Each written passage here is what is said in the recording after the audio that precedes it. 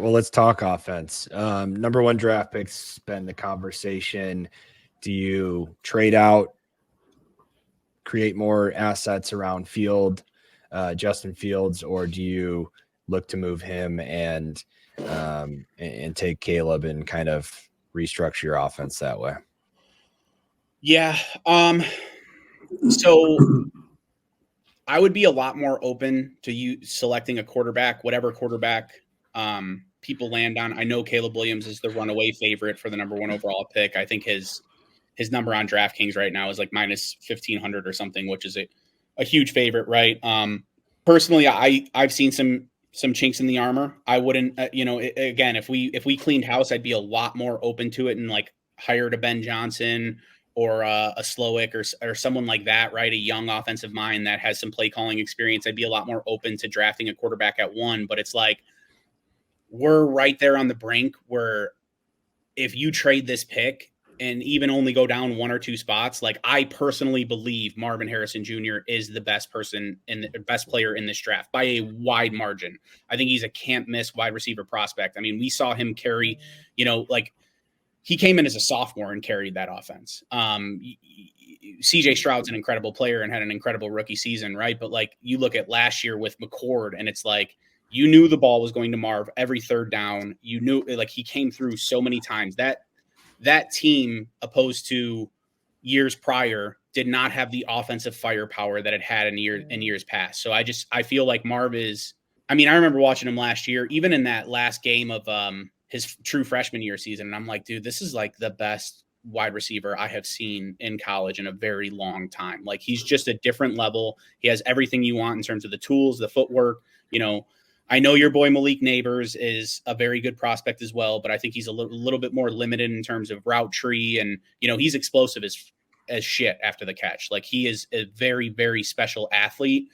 And I'm not going to, I think he has a lot more to offer than some of the other explosive athletes like a Sammy Watkins or those busts, right? Like that. I don't want to put him in that category because I do think it's a very stacked wide receiver class, but I would probably have him as third on the board. I like Rome Odunze as well. And especially with like a DJ Moore, right? Like DJ Moore is similar to Malik Neighbors and what they're able to do, but he's way more polished. And it's like, you already have a Malik Neighbors at home. And it's not the negative version of that meme. Like we have one already. Like I think a good compliment to DJ Moore would be a Marvin Harrison. So especially if you're able to work something out where, Washington wants Caleb and you're able to get an extra first and a couple mid-round picks, something like that, to move down one spot. I mean, that would be a huge haul. And then moving down again to the Patriots, so you're staying in range for Marvin Harrison.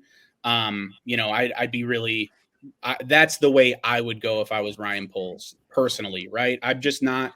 I feel like the days of the Andrew Lucks, John Elways, Peyton Mannings, those like elite quarterback prospects are over, and that's just because of the way that college football is played now, especially offensively. I don't think Caleb Williams has taken one snap under center. He's going to be a project. And I'm not saying he can't be an incredible player at the next level. Like his arm talent is fucking absurd. But like when it comes to playing within the structure of the offense and all that, you saw his Heisman year, he was fantastic, but what was around him was way better.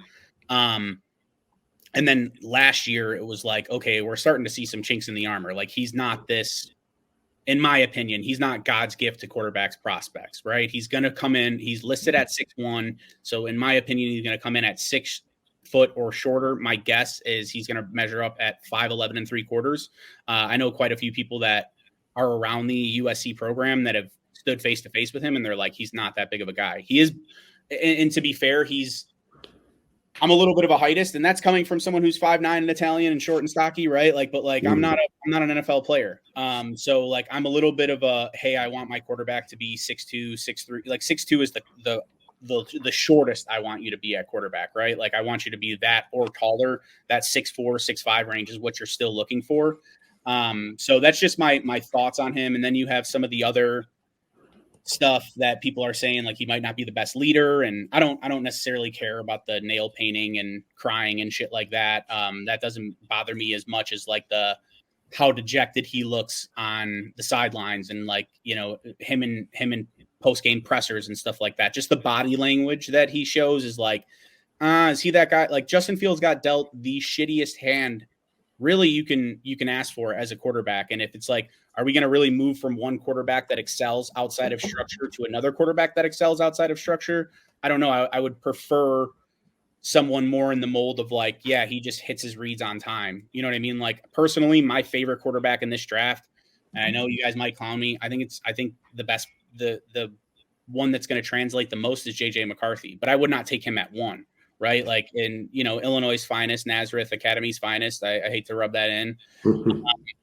But I just feel like he ran a pro style offense. He's taken a ton of snaps under center. He's a humble enough kid where like, hey, if we're going to run the ball fucking 35 times and you're only going to throw it 12 times, like that's the game plan. But every time they've asked him to throw in order to, like that TCU game, when they needed him to sling the rock all over the ground or all over the yard and to go into overtime in that first playoff game, it was like, hey, we need you to start throwing the rock. Like, I feel like he's only asked to throw when they really need him to throw badly.